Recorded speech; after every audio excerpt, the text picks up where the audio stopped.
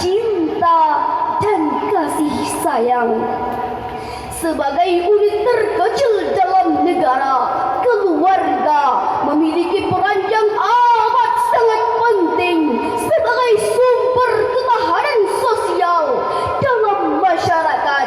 Kekuatan dan ketahanan keluarga akan menciptakan masyarakat yang kokoh terhadap tantangan perubahan sosial yang ada.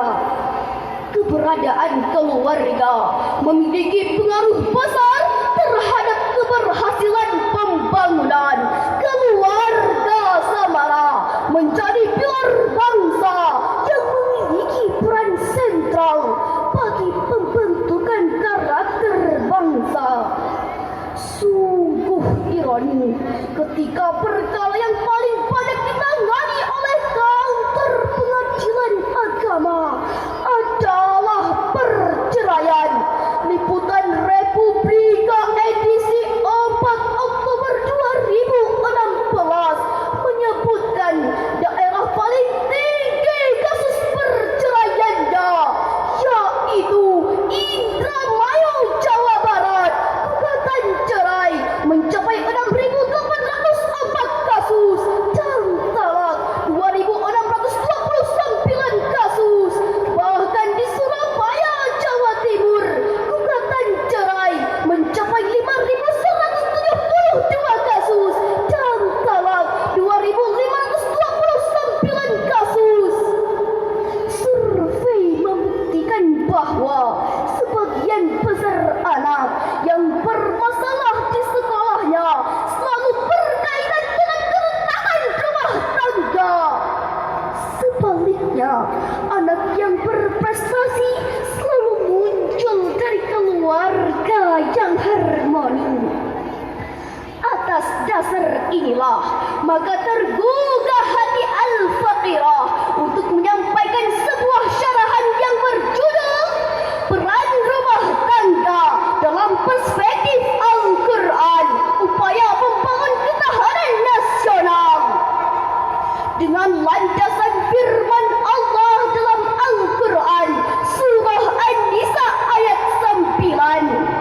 Hadirin, dalam tafsir fi Dilalil Quran jilid 4, ayat ini dipesankan kepada orang tua supaya bertakwa kepada Allah di dalam mengurusi anak-anak kecil yang diserahkan pengurusannya oleh Allah kepada mereka, dan supaya mereka mengucapkan perkataan yang baik kepada anak-anak yang mereka didik dan mereka pelihara itu, sebagaimana mereka memelihara harta mereka.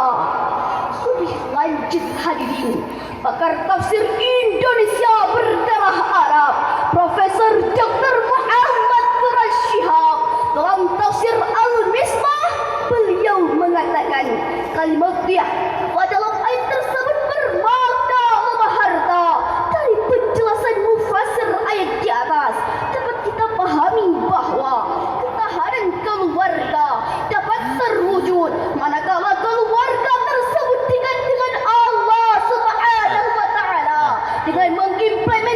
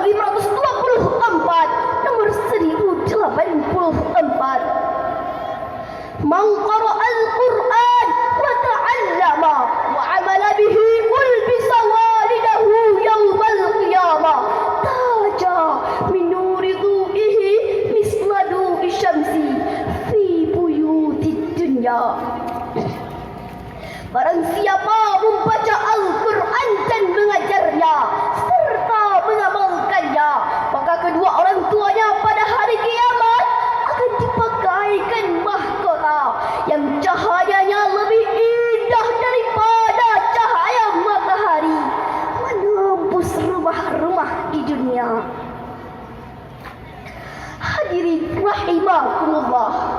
Suatu hari di sebuah kota di Ohio, seorang anak bernama Tommy berusia 4 tahun yang agak tuli dan bodoh di sekolah pulang ke rumahnya.